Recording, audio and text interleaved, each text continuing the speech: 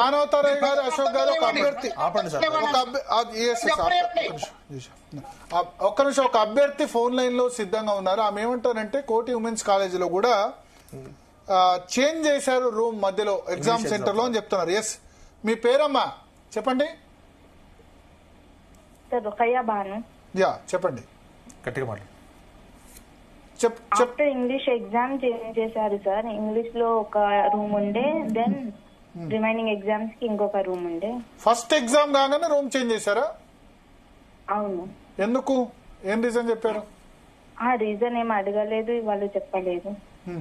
Okay, but ఇప్పుడు మీరు రాసిన ఎగ్జామ్ సెంటర్ లో ఎంతమంది రాశారమ్మా? మొత్తం కోటి విమెన్స్ కాలేజ్ లోనా? కోటి విమెన్స్ కాలేజ్ ఎంతమంది రాశారు? 700 చేంజ్.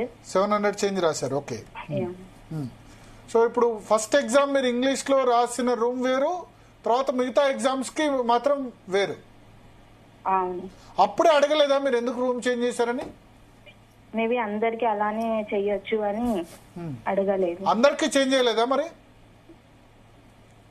అందరికి ఐడియా లేదు సార్, నాది అయితే చేంజ్ అయింది. ఓకే ఓకే, ఫస్ట్ టైం అప్పుడు మీరు రాసినప్పుడు ఎంతమంది ఉండే మీ రూమ్ లో?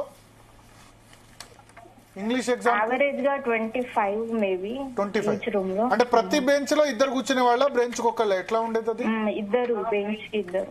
ఓకే, ఆ ఇద్దరు. ఓకే, అప్పుడు మరి ఇంగ్లీష్ ఎగ్జామ్ రాసినప్పుడు ఏమన్నా అంటే మీకు కాపీయింగ్ అట్లా ఏమైనా కనిపించింది? ఒకళ్ళు మాట్లాడుకోవడం అట్లా జరిగిందా? లేదు లేదు లేదు, స్ట్రిక్ట్ గానే కండక్ట్ చేశారు. స్ట్రిక్ట్ గా కండక్ట్ చేశారు. ఓకే, బట్ ఇంగ్లీష్ ఎగ్జామ్ తర్వాత మాత్రం చేంజ్ చేశారు.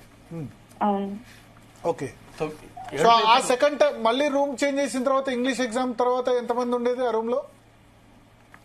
సేమ్ సార్, యావరేజ్ అన్ని రూమ్స్ లో సేమ్ కదా, 25 to 30 మేబీ. అంటే కొన్ని రూమ్స్ పెద్దగా ఉంటాయి, కొన్ని రూమ్స్ చిన్నగా ఉంటాయి కదా?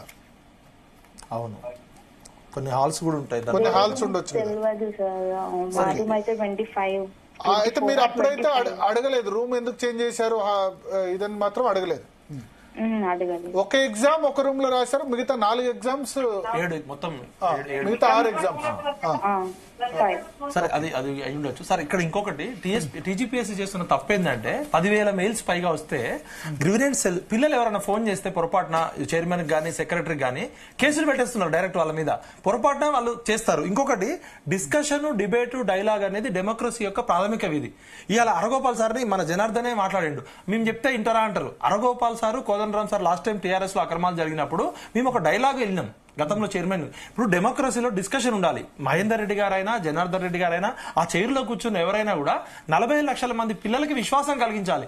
ఒకసారి విశ్వాసం పోతే ఇలా గ్రూప్ 1 కావచ్చు, రేపు గ్రూప్ 2 కావచ్చు, ఇలా కాంగ్రెస్ ఉంటుంది, రేపు ఇంకో ప్రభుత్వం రావచ్చు. పిల్లలకి విశ్వాసం ఇప్పటికి 3 చనిపోయారు సార్ ఆత్మహత్యలు. మనం అందరం కలిసి చేయాల్సింది ఏంటంటే ఒక్కసారన్నా టీఎస్పీసీ చైర్మన్ తోటి మనం డిబేట్ పెడదాం. నవీన్ నికోల్, మానవతారాయ్ అన్న నువ్వు ఇనిషియేటివ్ తీసుకో, రేపే మనం పోదాము, మనకున్న సందేహాలన్నీ వాళ్ళ ముందు చెప్దాం. మనం తప్పని ప్రూవ్ చేయండి. విఠల్ మాట్లాడేది తప్పు, నిరంజన్ జనార్దన్ మాట్లాడేది తప్పు, అశోక్ మాట్లాడేది తప్పు అని చెప్పండి. పోలీసు కేసులు ఎంతమంది మీద పెడతారు? 40 లక్షల మంది పోలీసు కేసులు పెడతారా? ఇవాళ గ్రూప్ 1 అయింది, రేపు ప్రశ్నిస్తే కేసులు పెడతారా? ఇప్పుడు రాహుల్ గాంధీ గారు, సోనియా గాంధీ గారు చెప్పింది ఏంది? ప్రజాస్వామ్యము, ప్రజాపాలన అన్నారు కదా. ప్రశ్నే ప్రజాస్వామ్యం, ప్రశ్నే నాగరికత. మానవతారాయ్ గారు అయినా, ఇంతకు ముందు వచ్చిన బల్మూరు వెంకట అయినా, నేను రేవంత్ రెడ్డి అన్న కూడా తప్పుదో పట్టిస్తున్నారు కొంతమంది అధికారులు. అవగాహన ఉండాలి. దయచేసి ఇప్పటికైనా ఒక థర్డ్ పార్టీ ఎక్స్పర్ట్ కమిటీ వేయండి, ఈ సందేహాలు నివృత్తి చేయండి. మా ఇంటికి రోజు 100 మంది నిరుద్యోగులు వస్తున్నారు. రేవంత్ రెడ్డి చాలా ఫాస్ట్ గా రిక్రూట్మెంట్ కండక్ట్ చేయాలి, సంవత్సరాల తరబడి జరగొద్దన్న, ఫాస్ట్ గా చేయండి కానీ తప్పులు చేయకండి. ఒక్క డిఎస్సీ అయినా ఇవైనా సార్, రేవంత్ రెడ్డి గారు ఫాస్ట్ గా చేయాలనే దానికి హ్యాట్స్ ఆఫ్. కానీ ఫాస్ట్ గా తప్పులు చేసి 563 మంది డిఎస్పీలని, ఆర్డీఓలని 30 సంవత్సరాల పాటు తప్పుడు నిర్ణయాలు చేయకండి. ఒక్కళ్ళకి కూడా అనర్హత లేని వాళ్ళకి ఉద్యోగం రావద్దు, అర్హత ఉన్న వాళ్ళకే రావాలి. నేను వాళ్ళ లెక్క నేను అబద్ధాలు మాట్లాడను, చాలా టెక్నికల్ గా మాట్లాడుతాను.